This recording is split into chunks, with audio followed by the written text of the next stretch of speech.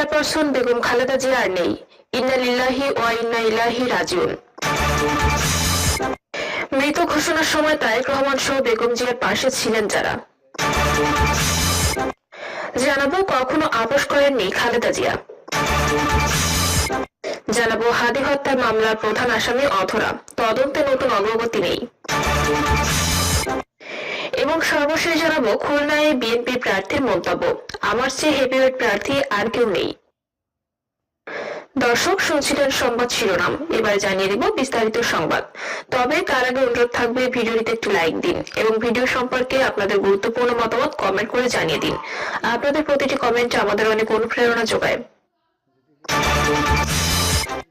BNP chairperson Begum Khaleda Zia আর নেই। ইন্না লিল্লাহি ওয়া ইন্না ইলাইহি রাজিউন। মঙ্গলবার অর্থাৎ 30শে ডিসেম্বর সকাল 6টায় তিনি